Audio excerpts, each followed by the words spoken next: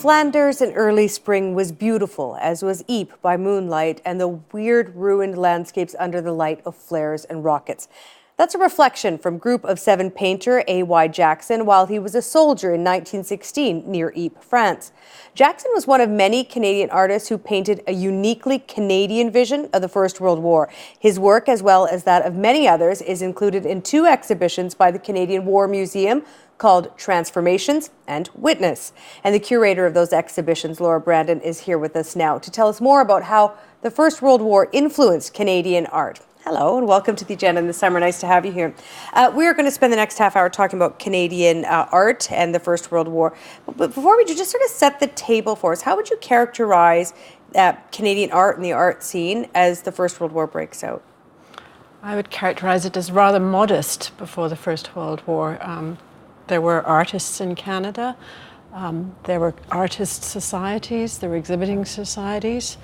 There were embryonic art schools. There was an embryonic National Gallery collection, an embryonic Royal Canadian Art Academy, and certainly enthusiasm for art. But in terms of the mecca for artists, it was to go to Europe still before the First World War and to train in France, particularly Paris, if you had the opportunity. And that was what A.Y. Jackson did before the First World War. And I know people were painting all kinds of different things, but overall, what sort of paintings, what kind of things were artists painting in Canada at the time? A lot of landscapes, and very much landscapes which had a certain European look to them. The settled landscape, not the wild Canadian landscape so much, unless it was Niagara Falls, and portraits, because Canada was a growing country.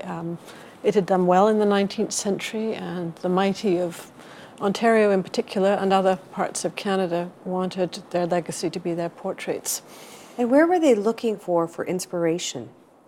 They were looking for inspiration, obviously, to their own environment, but they were looking at their environment very much through European eyes. So the portrait traditions of Europe influenced them, and the landscape traditions of Europe as well. Because landscape was the measure of success. You could look at the land around you, and if it was settled and manicured, it meant you had control of it. And the portrait, of course, gave you status in terms of how you were dressed and how you composed yourself for the portrait, what surrounded you.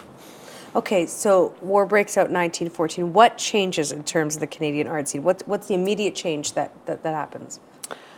There isn't an immediate change in the Canadian art scene. What happens is that a Canadian, Lord Beaverbrook, sets up a scheme in Britain to commemorate the First World War in art. But he doesn't do this until halfway through the First World War, at the end of 1916. And just to show that sort of the colonial status of Canada at that time, he hires largely British artists to do the work. So famous artists ranging from Augustus John to Sir William Orpen and Alfred Munnings become official Canadian war artists. But the embryonic National Gallery of Canada and the associated societies object to this British nomination and say, we've got Canadian artists too. And one of the first hired is A.Y. Jackson, and it's just by chance. He happened to have been fighting in the First World War. He was injured, he was convalescent, and somebody told Lord Beaverbrook that there was a Canadian artist who could do war art for him. So Beaverbrook brings him into his office and says, do you want to be a war artist? And Jackson says, sure.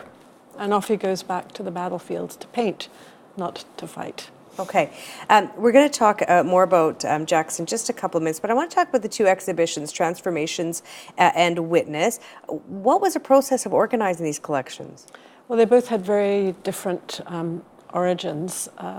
Witness was based on the discovery that a huge number of people who enlisted in the Canadian Expeditionary Force, essentially the Canadian Army, were artists of one kind or another. They were draftsmen, they were sign painters, they were cameramen, they were art students, architectural students, practicing architects. Part of the body of people in the Canadian arts who were creating the visual sense of the country. And it occurred to me, I wonder what they did during the war when they were soldiers. Did they continue to make art? So we went down into the vaults of the War Museum, and we have about 2,500 artworks from the First World War, and looked at them and discovered a lot of the small sketches and little drawings were done by soldier artists during the conflict. And sometimes they were so small that they were the size of something that could fit in an envelope, or they had fold lines showing that they had been folded up and then put in an envelope. And they were I thought there'd be a huge contrast between those and the official art, which is big, big, big paintings that were designed to go in a war memorial art gallery that ultimately wasn't built. And I thought the contrast would be really interesting. You'd have this direct witnessed experience compared with this official kind of commissioned art. And then I realized that the similarities were stronger than the differences, that both the artists on the front and the artists creating the major canvases for the gallery were working for the same reason. They were trying to create a visual image of the First World War that they could share with the Canadians back home in Canada, 3,000 miles away. And both official and soldier artists were basically trying to bring the war back home, one for a public audience, one for a private audience, their families.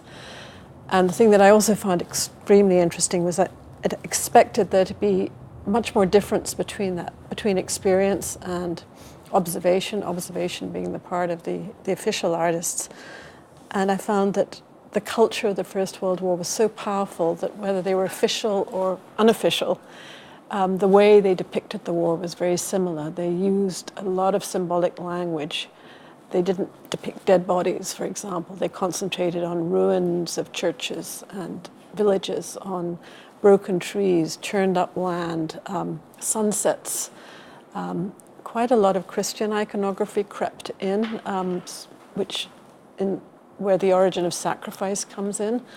And both the official and the unofficial use the same language to depict the experience of seeing people killed, seeing people wounded, and becoming aware of the tragedy of the First World War. We're going to look at a couple of pieces of art in just a couple of minutes. But, as you say, artists turned soldiers, they're grappling with all these new inventions at the time of modern warfare, gas attacks, beginning of tank stuff.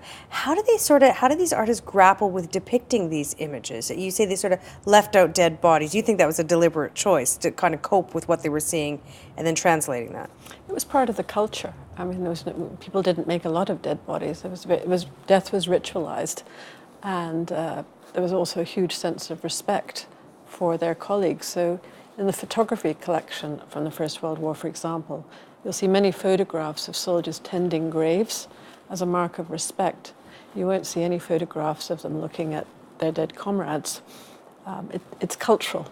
It's an issue of respect. Okay, let's go through some of these. The first one I want to bring up is called Flanders from Kemmel. This is by David Cameron, painted in 1919. He was Scottish, right? He was a Scottish artist, but seconded to the Canadian Expeditionary Force in order to spend 2 weeks at the front creating this painting. Okay. Or making the sketches for it. And what is significant about this painting? Well, it's one of the massive paintings. It's very big. It's about 4 foot high by about 6 or 7 foot wide. And it shows Flanders, which was one of the places where the Canadian Expeditionary Force fought for a long, long time. But it's a painting we're finding in the exhibition that visitors come back to again and again, because it tells the story of the First World War. You don't get it all in one swoop, so to speak. If you look at the picture in detail, you see what looks like a very settled landscape with clouds, and then the clouds transform into explosions. And then when you come to the foreground, you see a little village with a little church, and as you get closer, you see that the church is damaged and the village is pretty broken up. And then you look at the foreground and you see a cemetery, and there are 3 crosses that are particularly bright, so that echoes the idea of Golgotha. And then as you move to the right of the painting, you see 3 trees. One of them is a cross too. One of them has a white figure hanging on it. And the idea of sacrifice is writ large in the foreground. And within the painting, you go from the background to the foreground, and the story of the war is there.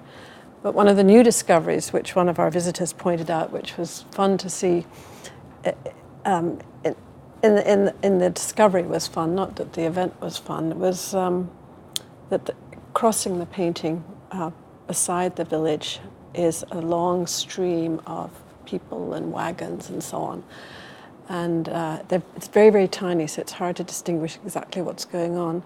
But our guess is that that is a stream of refugees. So not only have you got the story of what happened to Flanders, the consequences of what happened in Flanders as a landscape and as a place of battle, but also the consequences with the stream of people moving away from what was once their home.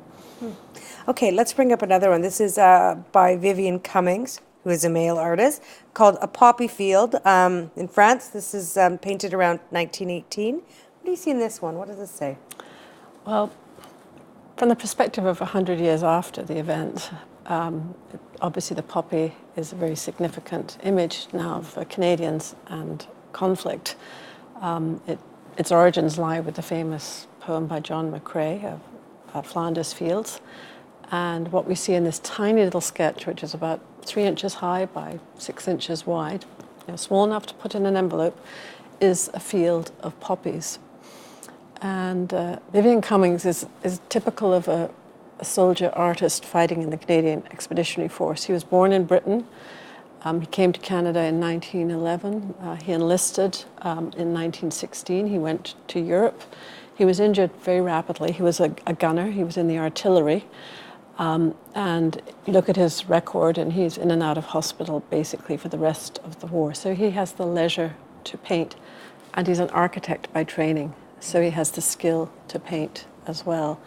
So we don't know if he was influenced by John McCrae or whether where he was recuperating was surrounded by poppy fields, but he was moved to do this gem of a work in his time, probably when he was invalided, as his recollection of where he had fought and what it looked like at that moment in time. This painting, you say it's tiny. tiny. Did he do others? Yes, he did other drawings and watercolors, yes. But none have the gem-like quality of this particular one. There are drawings which show soldiers behind the lines, sitting around, doing their thing. But this is a landscape, and there are not many landscapes like this of his that we've seen. We don't know if we've seen everything. I mean, this kind of work just sort of appears. Vivian It's very hard to find out anything about Vivian Cummings. We have his birth date, his death date, and we have his service record, and we know he was an architect. We know he died in England, but we cannot find out anything about whether he practiced as an architect in England after the war. And it makes you wonder whether his injuries were sufficiently severe that he was unable to work. There doesn't seem to be any art anywhere that is post-First World War. Only First World War art turns up. And so you end up with this curious phenomenon which applies to a lot of the soldier artists and which has been part of a very interesting experience for us going through these soldier drawings and little sketches, is that for many of them, the First World War is the only time that they are recorded as being creative people. They disappear into history after the war, and they just have this moment in the light as part of the incredible records that were kept during the First World War, and by these occasional artworks that turn up. And even then you don't know very much. We have artworks, one in particular in the exhibition, where it was catalogued with the wrong name, and it wasn't until we were looking at it very carefully that we got the right name, and then we could find out who the person was and so on and so forth. But reputation and knowledge are based on being known afterwards and being recorded afterwards. All right, let's take a look at one more. This is called Women Making Shells from 1919, painted by Mabel May. Talk to me about this one. This is a relatively rare painting from the First World War by a woman artist. And Mabel May is Canadian, and she was hired by the National Gallery of Canada to depict women's work in factories. Tens of thousands of women were entering the factories during the First World War, involved in ammunition production, and in this particular painting it's a shell factory in Montreal at the Angus plant, which was in Montreal, and it shows women working in an environment that for many was, in Canada, was perhaps unusual at the time, because Canada is essentially a rural country at the period of the First World War. And so factory work was limited to the urban centres. But women got more and more involved in the work as more and more men enlisted and went overseas.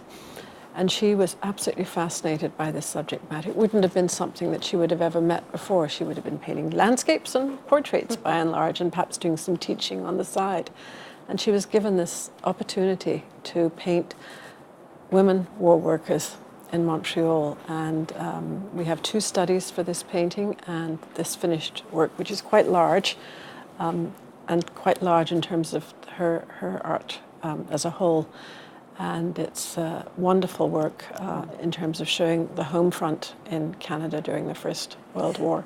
I want to switch gears just a little bit. Sure. You focus on, in the exhibition, you focus on 2 different artists. One is A.Y. Jackson, who you mentioned earlier, and the other is Otto Dix, who's a German. Why did you want to feature works by 2 artists from different sides of the war? That's the second exhibition, Transformations, and its origins are a little bit different. In the last decades, the War Museum has done a number of exhibitions of Canadian war art, and we began with Canadian war art, and then when we opened the new building, we branched out into Allied Second World War art. And there was a sort of progression to moving outwards. And so we were looking at how could we contextualize our collection in a broader sense, which is part of our mandate. We're supposed to look at Canada and the First World War from the personal, national, and international perspectives. And A.Y. Jackson emerged simply because he's very well known. He was a founding member of the Group of Seven, but he was a soldier. He was a soldier artist before he became a war artist. And the equivalent that we were interested in Germany was Otto Dix. They were about the same age. And in the exhibition, you meet them before the First World War breaks out, and you discover that their training was relatively similar, very European. Their interests were similar. They both loved Vincent van Gogh's paintings. And just before the First World War, they went off in different trajectories. Otto Dix in a much more avant-garde direction, and A.Y. Jackson, under the influence of the artist Tom Thompson, in a much more oriented to the Canadian landscape direction. But both artists were fundamentally changed by the First World War, and both wrote it down that it was one of the major passages in their lives. And what they did after the First World War becomes the subject of the exhibition, because in both cases, the war and art and national identity begin to mix together. And the trajectory for A.Y. Jackson is he begins to influence other artists to paint as he did. The way he painted in the First World War was influenced by the British artist Paul Nash. So you see the imagery of the Western Front, the crumbled ground, the dead trees starting to enter into the lexicon of Canadian art, to the extent that you can see in Canada's most famous war memorial, the Vimy Memorial, the influence of a painting like Lauren Harris's North of Lake Superior, which in turn comes out of Jackson's influence coming out of the war. Oh, you mentioned the crumbled ground and the dead trees. Let's bring a piece up of Jackson's. This is called A Cop's Evening. That's probably his major First World War painting, and it shows an area quite near Vimy in the Souchez Valley, and it is directly influenced by the British artist Paul Nash, who was also commissioned by the Canadian art program, and it shows some rather weary soldiers walking away from you, the viewer, to the right through this wet and muddy, churned up landscape, which is dominated by these stark, leafless, broken trees against light. And the title is ironic.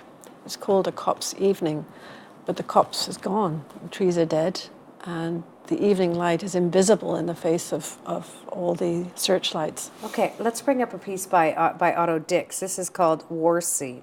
What can you tell us about this work?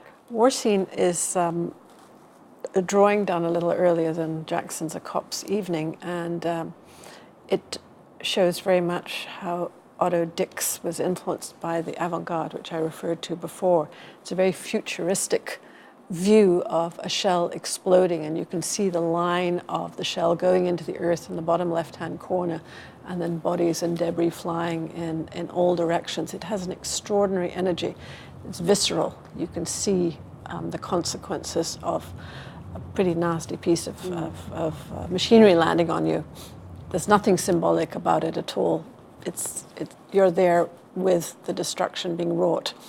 Let's return to the Canadian art scene. The war ends. What's the mark of the First World War on the Canadian art scene? Well, in 1919, a major exhibition of Canadian war art was put on display in London, England, at Burlington House. Hundreds of works were on display. And it had a huge impact. It was really the first time Canadian art was viewed as a cohesive whole. And it's ironic that within a year, the Group of Seven has their first exhibition. And more interestingly, or perhaps more telling, is the fact that in the war art exhibition, the introductory sentence quotes the artist John Ruskin saying that a nation's art is born of its deeds. And the Group of Seven quote the same passage in their catalogue to connect art and nation. And things move on from there. The Group of Seven exhibits till 1931. They then reconfigure as the Canadian Group of Painters, which is a pan-Canadian movement. And Canadian art develops and grows in strength following the First World War. It's involved in nation building. Not only is the war sort of, shaping Canadian identity, it's used in nation building in this country. There's no doubt that A.Y. Jackson returned to Canada, profoundly grateful to be Canadian and profoundly grateful to be alive and to be part of his country as it grew and developed. And he painted all over Canada. And I think the mark of his commitment to the Canadian landscape as reflective of national identity and the connection to the First World War is made clear when he gets involved in the flag debate in 1964 and creates a design which he sends to Prime Minister Lester Pearson. And he says the origins of this design go back to the fall of 1914 when the First World War had broken out, and I was painting in Ontario with Tom Thompson, and I saw a young maple silhouetted against a raging stream. And that symbolic language of the maple and the turmoil in front of it is something he never forgets. So 50 years later, when he thinks of a flag, he goes back to his inspiration at the beginning of the First World War. So in my opinion, A.Y. Jackson carries that First World War experience with him through his career, through his life. And he is such a dominant force in Canadian art in the post-First World War world, all the way until he dies in the early 70s, that he influences several generations of Canadian artists in the way they paint, how they view the Canadian landscape. But as time has passed, few remember that Jackson's vision came out of the battlefields that he experienced. And Laura Brennan, 100 years on, as we spend this summer sort of looking back to the First World War and the legacy that's left, I mean, how should we look at these artworks now, 100 years later? For me, they're voices from the past. If you go into either of the exhibitions, if you look at First World War art and you realize that there's no one left alive to speak of that experience, every single artwork that is on display in our museum right now speaks to a witnessed experience, whether it was in the battlefield itself or whether it was a few weeks on the battlefield, or whether it was even on the home front. It was still a profoundly important human experience, the First World War. And it was recorded in art. And when we look at this art, we have a direct relationship with that experience.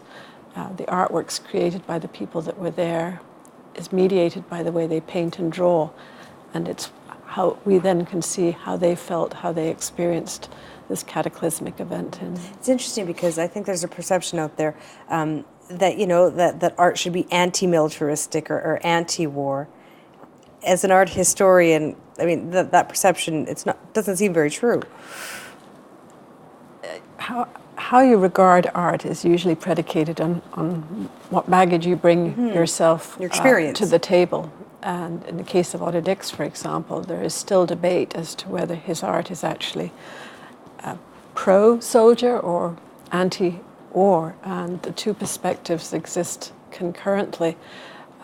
The only thing the art can do is to bring you that voice from the past and to help you reflect on what the event was that you are looking at and to contextualize it within your own time.